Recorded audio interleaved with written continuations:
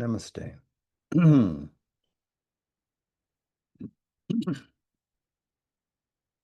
So we're reaching towards the close of this last chapter in the Life Divine.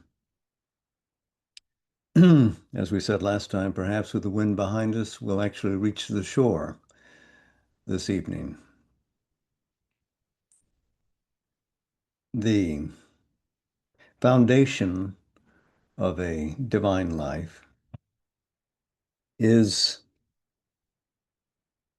spiritual existence. To move beyond the aspirational, beyond the conceptive, and arrive at the truth of the nature of existence, to live in spiritual realization. This is the foundation, and it has to fashion something like a divine life to be instrumentalized into oneness, an integration that brings forward an intimate harmony. This means all the layers, all the elements of one's own being must be brought together. The division, the warfare, one element over the other, has to cease.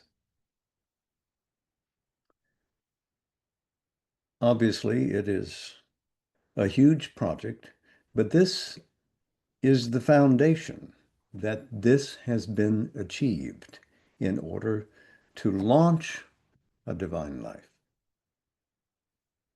The power of the Spirit must be sovereign over the whole nature, not just the inner being, not just the mind, but really the whole integrated nature must be converted into terms of spiritual awareness. This is a minimum. So we didn't begin there, of course. You know, human life began with the material field and eventually could articulate the best life one could get in the material field, which would be a good, a true, a beautiful life.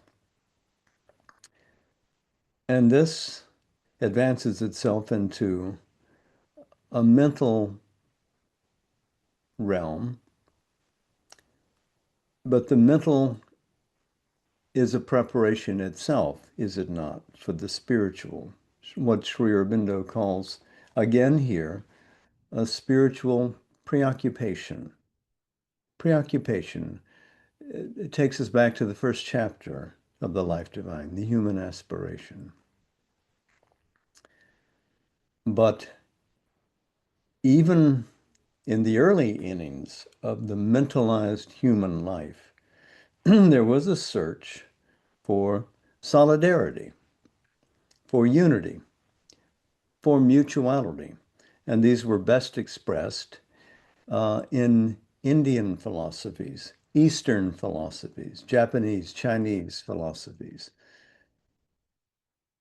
All of them based upon a sight that went deeper than mere ratiocination could offer. We can think something or we can see something. For India, the seer is preferred over the thinker, the rishi first. But if we have managed to move forward with our mentalized human life, we have entered with the prominence science has brought us into a reversion, a going backwards, with less emphasis on the ideal, less emphasis on straining to attain higher objectives. And back we go into a vital and material barbarism, especially seen on the social scale. This is dangerous. This puts everything at risk. If the evolutionary urge wanes that calls us to a higher reality, then relapse into former states, things we've already done, experienced, and outgrown, come back to us. They will cause us to revert, even an eventual disappearance may be insisted upon by nature, who no longer needs this agent to serve her. Humanity is at its best when it aspires and when it grows.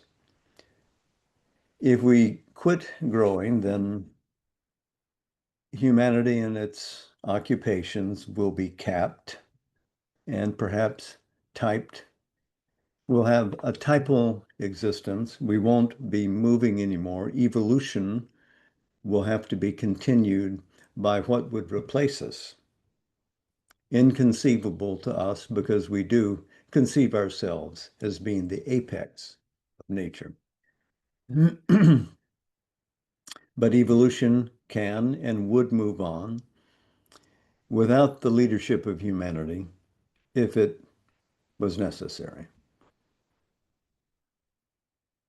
So we have an evolutionary crisis, and Sri Aurobindo is writing here in 1939, 1940. So World War II is breaking out, but he has not, at this point, experienced the ferocity of the atom bomb. But nevertheless, he writes persuasively about this. So I'm going to read a section to you from this chapter in the Collected Works of Sri Aurobindo version. This begins on page 1090.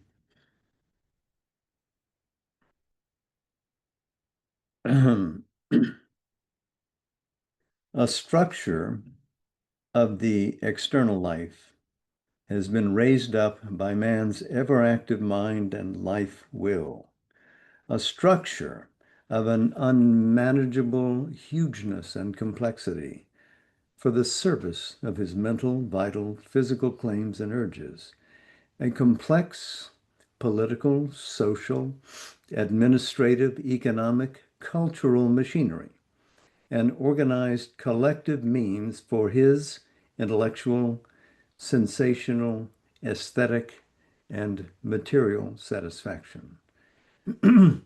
Man has created a system of civilization which has become too big for his limited mental capacity and understanding, and his still more limited spiritual and moral capacity to utilize and manage. A too dangerous servant of his blundering ego and its appetites. For no greater seeing mind, no intuitive soul of knowledge has yet come to his surface of consciousness, which could make this basic fullness of life a condition for the free growth of something that exceeded it.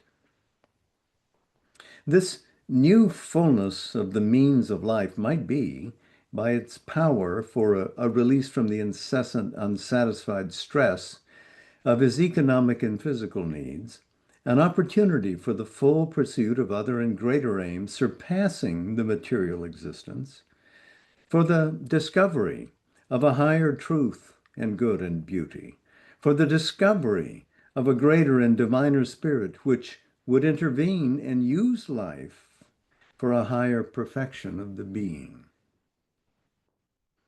But it is being used instead for the multiplication of new wants and an aggressive expansion of the collective ego. At the same time, science has put at his disposal many potencies of the universal force and has made the life of humanity materially one. But what uses this universal force is a little human individual or communal ego with nothing universal in its light of knowledge or its movements, no inner sense or power which would create in this physical drawing together of the human world a true life unity, a mental unity, or a spiritual oneness.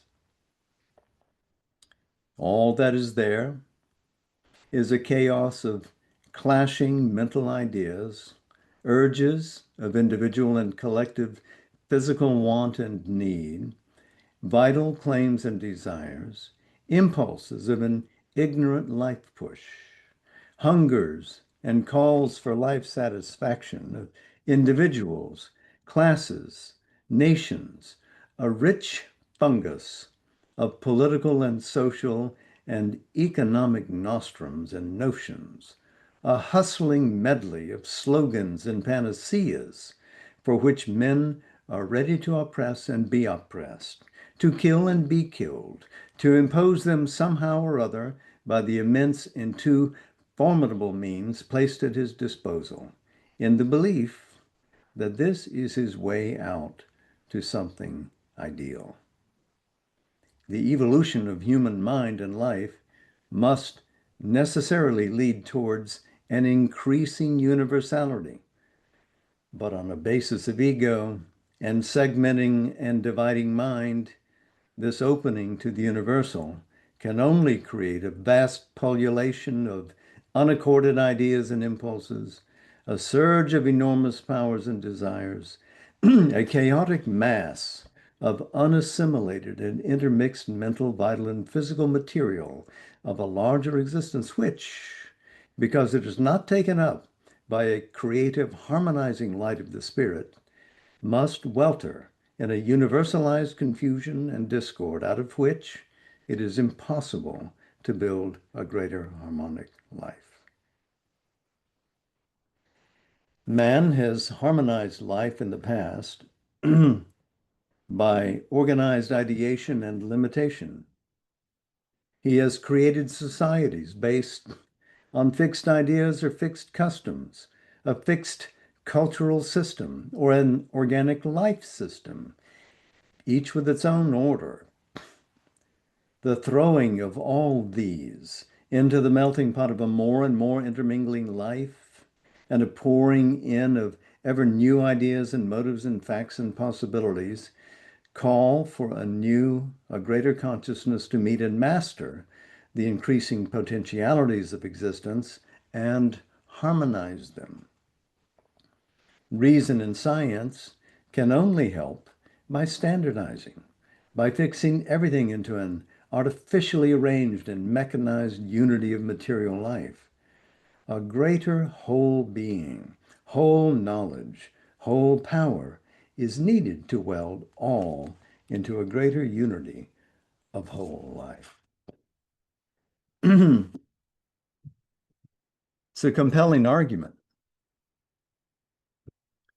Unity, mutuality, and harmony really are born out of the truth of being, realized spiritual truth, Sat. And through the action of Chit can alone dislodge these usual accommodations of human life. If we were to cease here without a higher evolution, the exploitation of matter is insupportable. Using new apparatus and organization for such backward goals is to serve the old curve. It's to move in a retrograde direction. More Colossal forces unseen are using the vital ego to seize humanity, to accommodate them, to make some kind of working order possible by compromise doesn't resolve anything. Our problem is fundamental. I'm tempted to read again.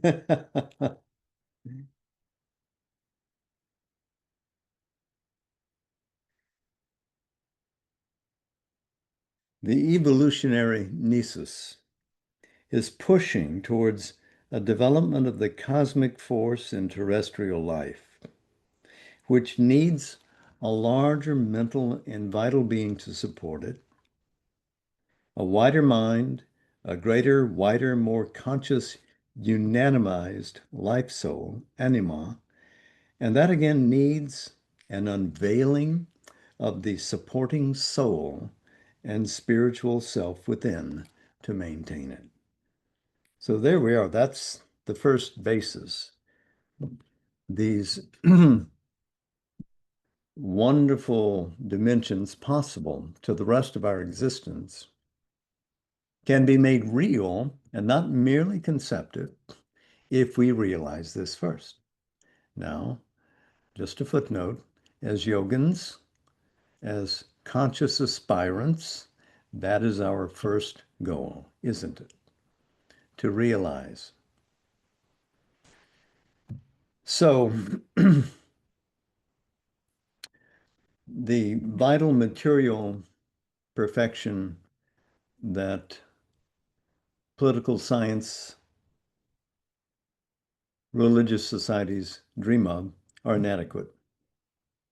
We'll wind up living in a communal ego, and the ego is not the soul of the community. That sort of a social formation would still be rising from the subconscious and driven by dark forces unseen to the reason and without the reasons cautioning light. If we look even at the big scale ideas, whether it's social orders founded on democracy or communism, all are inadequate. The materialistic reasons unified organization never fails to fail, as does the development of an enlightened reason which consents to try to make real things in real life.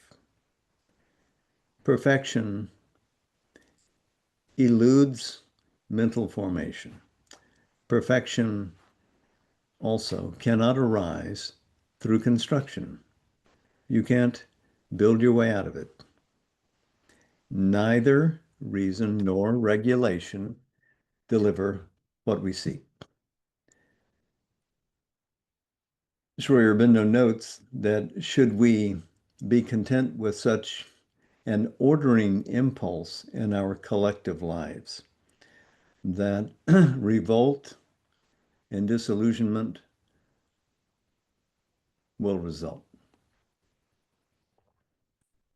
Our way is to discover the soul and its self-force, Atma Shakti, without the bonds constricting us of a mechanized social existence. Religious society may give another attempt, but it would have its own recurrent themes. It will compromise with lower elements in humanity, as we've seen in all religions. It will demand creedal adherence, which suffocates the spirit, and at best can offer an incomplete influence and no real transformative power.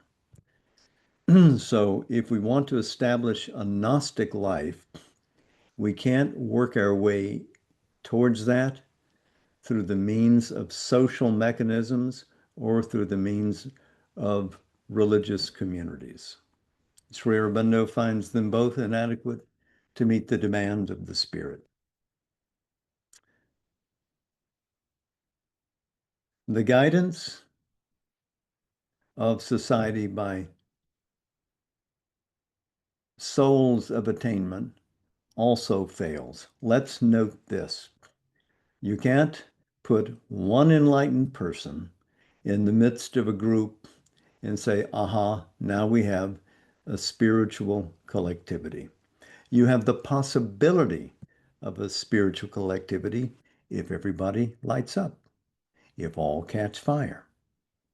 It isn't one person being enlightened that establishes that, nor even two.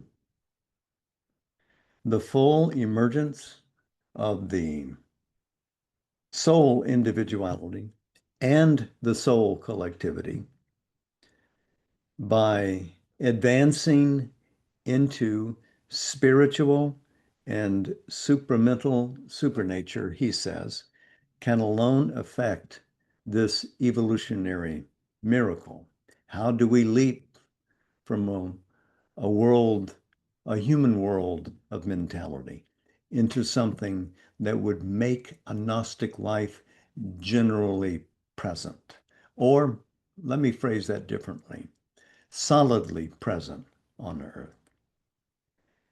We have to get the spiritual attainment, being aware of Brahman, Atman, being aware of the psychic being, both advances towards that.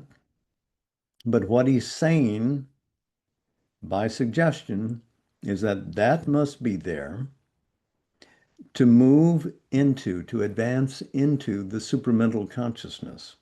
And it's that growing supramental light in us that establishes Gnostic reality, whether it's an individual or a community. You won't have a Gnostic community until there is genuine openness based on spiritual oneness, realized spiritual status, open to the supramental influence, allowing that to bring in its powers, its felicities, and reform and transform the vehicle that would contain it. So we can serve this best by getting busy, of course, and realizing within ourselves this spiritual challenge to know what we are.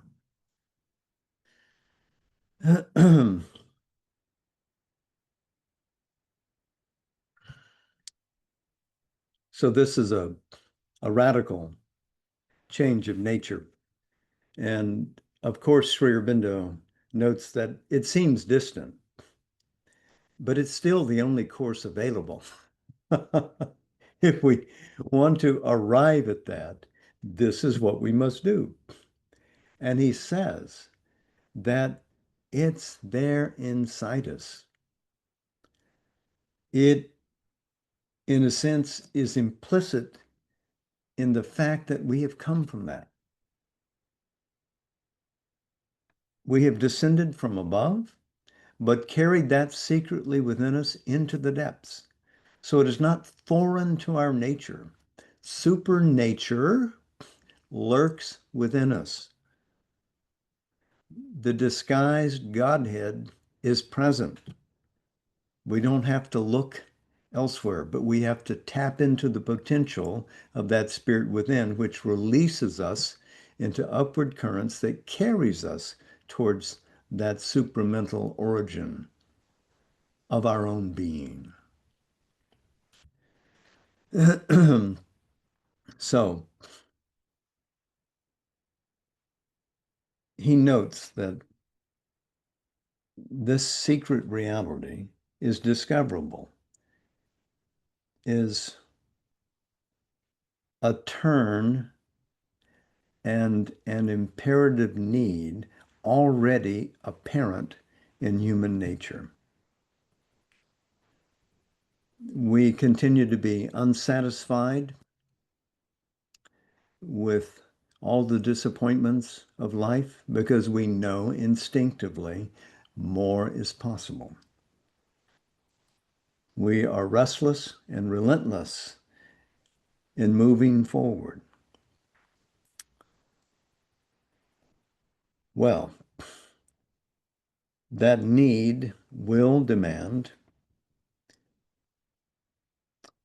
that we respond, perhaps individually first, and on the basis of a realized spiritual nature, rise into that consciousness above, that golden light.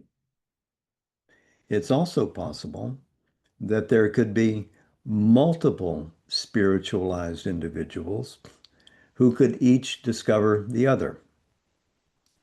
It is also possible that the Gnostic individuals who could so congregate or aggregate could work or live within the context of a nature which is largely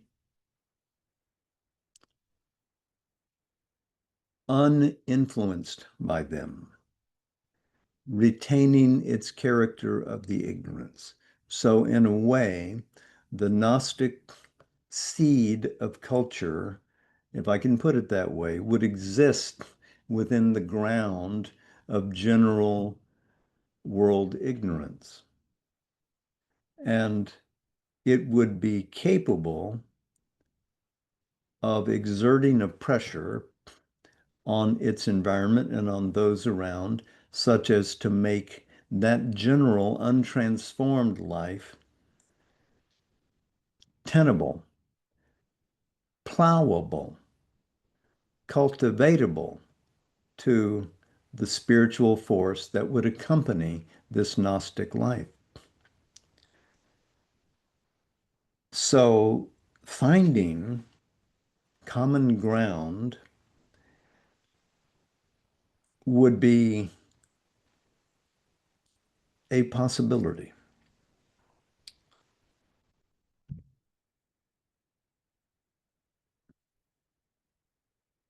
The idea that this might be a monastic life is aside from this discussion.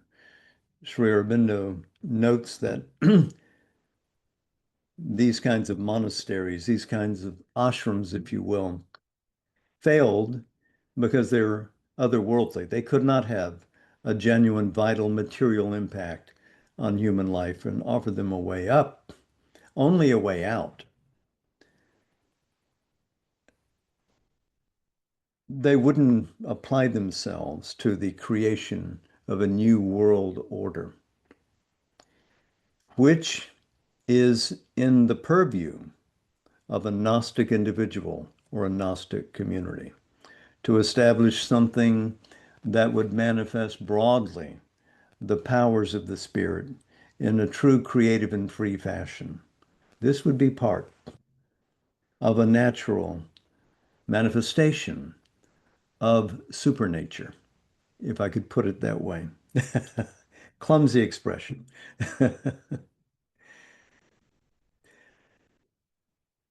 The religious potential in terms of its communities failed in part because of the erosion from underneath of the inconscience, because they weren't challenging nature at its base. They could not change it.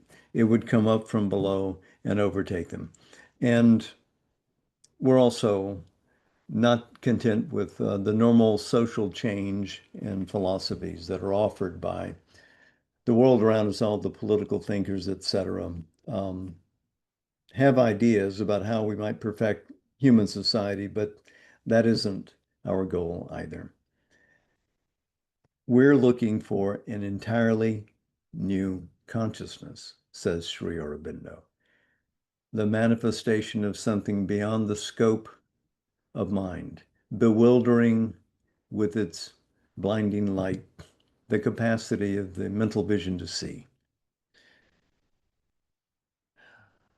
If we are reaching a turning point, if this is indeed a crisis, and crisis means turning point in Greek,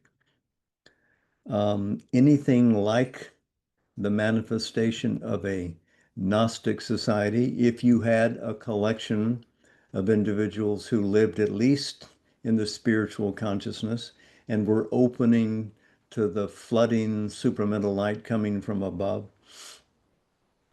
it would be tested in the environment around. A collective change into the spiritual principle is, as he has said, the first step, which probably would proceed in stages. So the Gnostic society could not appear all at once. One would have to advance a bit at a time, move forward, consolidate, integrate, move forward again, consolidate, integrate. And an individual achievement, and here he could be even referring to himself, would not establish the collective life.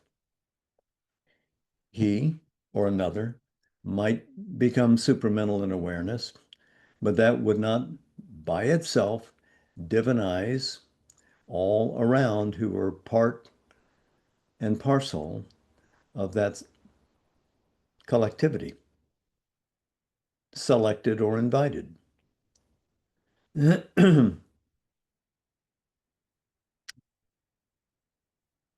So he suggests that given the possible hostility of a world of ignorance around, that it might, this Gnostic community, first establish itself separately and secure its community where an individual could focus on its growth and development and lean out to assist others as they grow and develop and begin to develop a more cohesive fabric that lifts all up.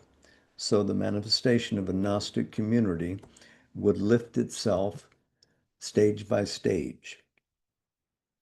An individual leading to a shared rise, if you will. Collecting all the cosmic difficulties in a select group that comes to deliberately form such a community might become insurmountable, as of course he experienced in his own community that formed around him, that each person who comes has a line, a golden thread that leads them back up, you might say, to the truth of their eternity above, but also a darker line that leads down back into the inconscient. And hence this idea that every one of us represents an impossibility. Can we can we find a solution to our own impossibilities? Can we convert what is dark into light? This is something that any group that forms itself has to deal with, that there will be dark elements that have the right and the demand to manifest because they are inherently part of nature as it is. And we have to deal with nature as it is, albeit with a gathering light, a gathering force. Nevertheless, we have to deal with it. So nature can herself say, the hour has come and we're going to leap upwards, or there can be a pressure and a descent from above. And in either case, one could see a first evolutionary formation result and something real be established on the globe where one lives from oneness, one lives from spiritual certitude, one exudes the force, the Shakti of the spirit. And this idea that here in that kind of group, there would be a reliance on light with a capital L and will with a capital W would suggest the appearance or the gestation of a Gnostic world coming into being. But factually, this Gnostic world would have to negotiate and coordinate with the world around it. Because separation might be necessary or seclusion at the beginning to resist penetration or contamination from dark forces doesn't mean that that could last, because the very keynote of a Gnostic consciousness is oneness of being, the willingness to meet and integrate and resolve all contradictions. This is its nature. So there may be, initially, at the appearance of a Gnostic community, a collision, a conflict, which is the first rule of the relationship. But it has to be dissolved. This opposition to light must be, in a sense, swallowed up in light, as in the final pages of his epic poem, Savitri. From light we come, and to light we go. Whatever darkness abides, light, light, endless light. So if this group, based on spiritual realization, could call into itself the Gnostic power of the supramental influence, which gets steadied up and even takes form here, then we gather momentum and even these islets, these islands of light, if you will, that could get formed would build momentum of change on the coarser elements around and invite them into, shall we say, a happier existence. Invite them into a reactivity, that they begin to react positively instead of negatively to this presence of light. They like to be around it. They want to be around it. They feel the felicity and the honest truth in it. So this transition is indispensable. And we would recognize, as he defines it, that the Gnostic community is not trembling and afraid of the mental, vital, material world around it, but because of the nature of its consciousness, it is more powerful than the mental. It would have self-born powers of self-protection. It would not concede defeat against a sea of darkness. The supramental presence would work to harmonize with and in ignorant life. It can abide ignorance, but by being near the supramental, ignorance itself begins to change. The masked reality underneath the ignorance, underneath or behind the shape, begins to dissolve and reveal what it is. So it has this kind of transformative effect. It isn't instantaneous, but it is a steady, pulsating influence that changes the nature of its environment.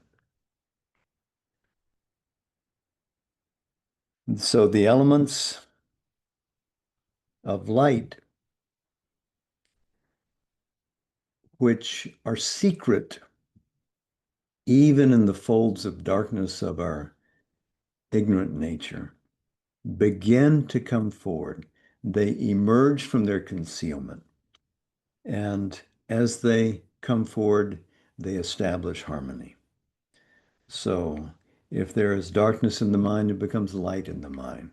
If there's poison in the heart, it becomes honey in the heart. If there's toxicity and laziness in the physical, there is the glad submission to the will of the spirit that comes forward. Ego, which is not our real self, naturally begins to fall away, and the true self within begins to live with the supernature, canceling the contradictions in our now unified self and in a self that knows its own being and understands the world. So there is self-knowledge and world knowledge, which become one, because there are no borders now. There is one being multiply, manifoldly expressed. So one lives not simply inwardly, which is an experience one can have here and now, one with the self of all, not obedient to mental standards, alive to the truth both of the individual and the collective. What is the truth behind our mental ideals would step forth, would be seen and felt, and would be realized. Action from us would flow not from individual demand or decision, but would be guided by knowledge with a capital K and will with a capital W. In other words, we would be plastic to formation by the Chit Shakti from above. As she manifests through supramental energies into a waiting vessel, which is happily receptive to that descending power. Each truth in its place. So realizing the truths of the Spirit, each form accepts that will. If that form is not capable of accepting it, it will be enlarged or reshaped, or new forms wholly fashioned. Because now the order has been reversed. It is not the conceptive that has to obey the limitations of the form, but the conceptive power of the spirit insists that the form be flexible and plastic to its touch. So it's a reversal. This is how it would feel in the individual working within the Gnostic collectivity, but also not only would those ideals be fulfilled, which have long been the province of philosophy and religion, because they hail from a truth in the spirit, but in our social interactions, in our arts, we'd find vibrant forms in which to pour endless floods of beauty. We would find new ways to impact the robust possibilities of the physical frame. We would not have to seek for health, which is to most of us merely an absence of disease, but attain something which radiates the powers of the spirit expressed in terms of material form. And beyond desire and acquiring pleasure for ourselves, the Gnostic life would express spirit and experience spirit in all of its forms of felicity, beauty, love, grandeur, nobility, valiance, whatever virtues have populated the human sphere in these many centuries would be truly fulfilled in a Gnostic being, living in a Gnostic community. Beauty, plenitude, sweetness, laughter, sunshine would dominate. We would see that Ananda is really the source of all existence, and that suffering is not the nature of the universe. It is a mere phase necessary to the evolution, and we can be greater than that. So there is, in this Gnostic consciousness, a great diversity expressing widest unity in harmonic true order. This is why it's worth doing.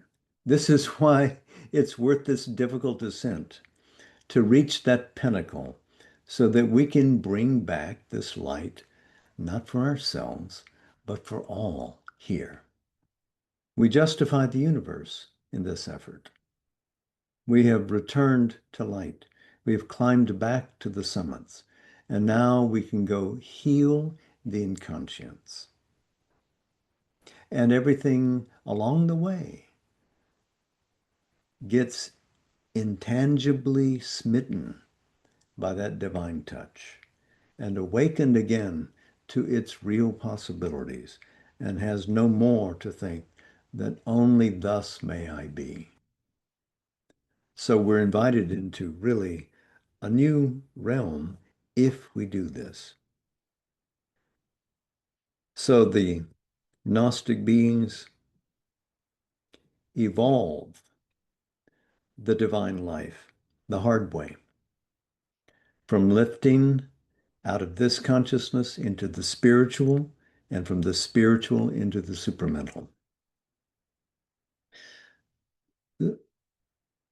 Sri Aurobindo makes some comments along the way that we shouldn't mistake this idea of what supermanhood is with Friedrich Nietzsche in his idea of the Übermensch, the overman, translated into English in decades past as Superman. It isn't that. It isn't a greater vital being with a bigger ego and swaggering and smiting people. And that is not the supramental vision that he embraces and offers to us. What this does is to reverse the principle of life in the ignorance. And I think we should read the close of his book.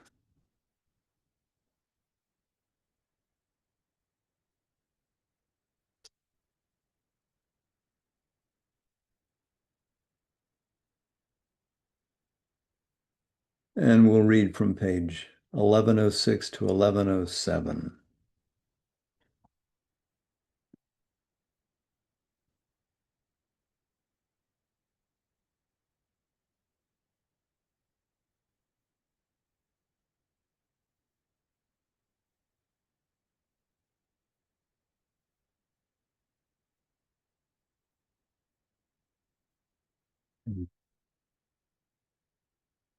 This new status would indeed be a reversal of the present law of human consciousness and life, for it would reverse the whole principle of the life of the ignorance.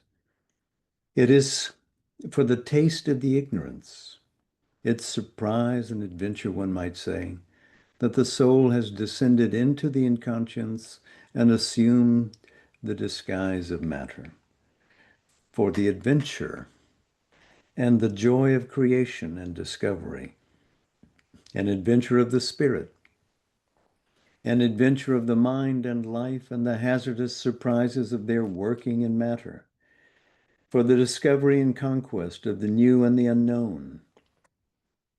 All this constitutes the enterprise of life, and all this, it might seem, would cease with the cessation of the ignorance. Man's life is made up of the light and the darkness, the gains and losses, the difficulties and dangers, the pleasures and pains of the ignorance, a play of colors moving on a soil of the general neutrality of matter, which has as its basis the nescience and insensibility of the inconscient. To the normal life being, an existence without the reactions of success and frustration, vital joy and grief, peril and passion, pleasure and pain, the vicissitudes and uncertainties of fate and struggle and battle and endeavor, a joy of novelty and surprise in creation, projecting itself into the unknown, might seem to be void of variety and therefore void of vital savor. Any life surpassing these things tends to appear to it as something featureless and empty, or cast in the figure of an immutable sameness. The human mind's picture of heaven is the incessant repetition of an eternal monotone. But this is a misconception. For an entry into the Gnostic consciousness would be an entry into the infinite. It would be a self-creation, bringing out the infinite infinitely into form of being. And the interest of the infinite is much greater and multitudinous, as well as more imperishably delightful than the interest of the finite. The evolution in the knowledge would be a more beautiful and glorious manifestation, with more vistas ever unfolding themselves, and more intensive in all ways than any evolution could be in the ignorance. The delight of the spirit is ever new. The forms of beauty it takes innumerable, its Godhead ever young, and the taste of delight, rasa, of the infinite, eternal, and inexhaustible. The Gnostic manifestation of life would be more full and fruitful, and its interest more vivid than the creative interest of the ignorance. It would be a greater and happier constant miracle. If there is an evolution in material nature, and if it is an evolution of being with consciousness and life as its two key terms and powers, this fullness of being, fullness of consciousness, fullness of life, must be the goal of development towards which we are tending, and which will manifest at an early or later stage of our destiny. The self, the spirit, the reality that is disclosing itself out of the first inconscience of life and matter, would evolve its complete truth of being and consciousness in that life and matter.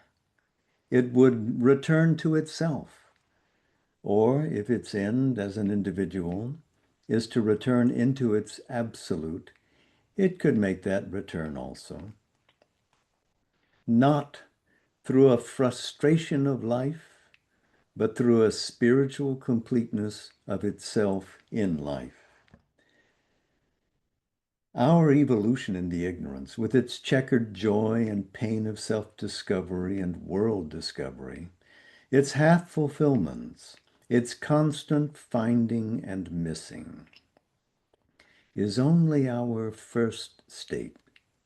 It must lead inevitably towards an evolution in the knowledge, a self-finding and self-unfolding of the spirit, a self-revelation of the divinity in things, in that true power of itself in nature, which is to us still a supernature. The end. Or our beginning. So, the close accords with the opening chapter, the human aspiration, calling us back to the preoccupation with the divination of Godhead. God, light, freedom, immortality. The contradictions of our ideas by normal experience,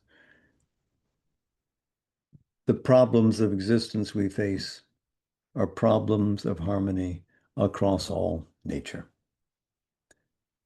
The paradox of a divine life in an animal body calls us, he says, to the higher state of conscious existence beyond mind's manifestation in living matter.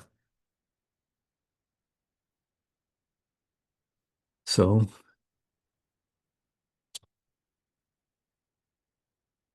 it's been a joyous ride together, I hope, I think.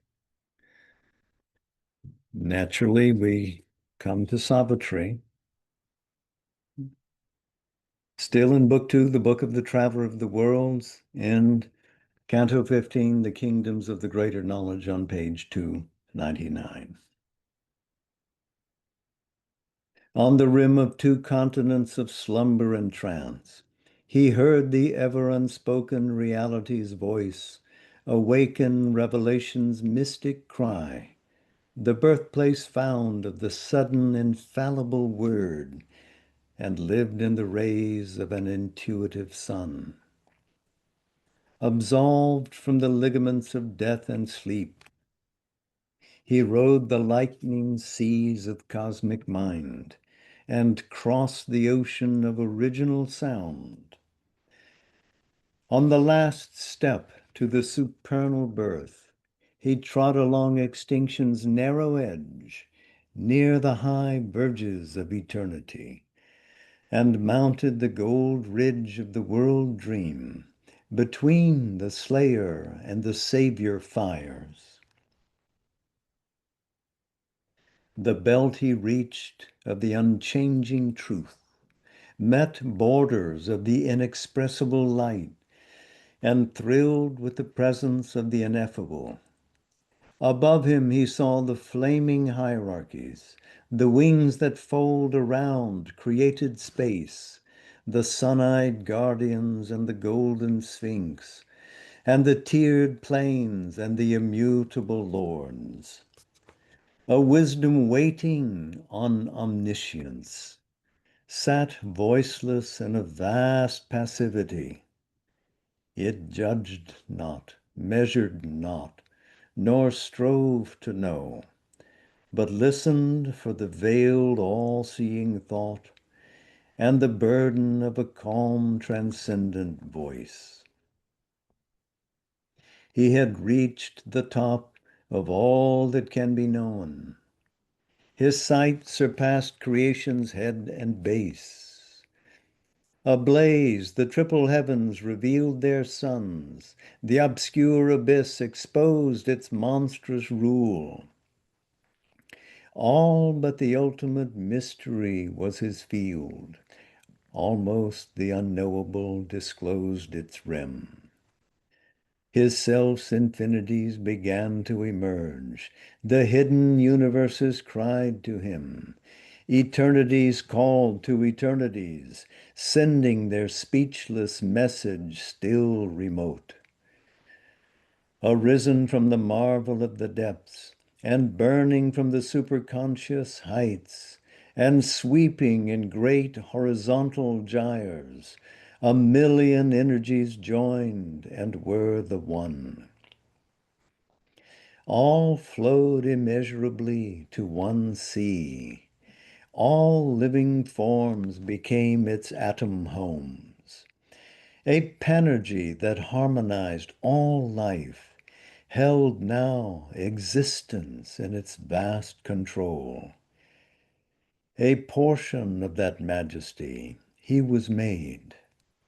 At will, he lived in the unoblivious ray.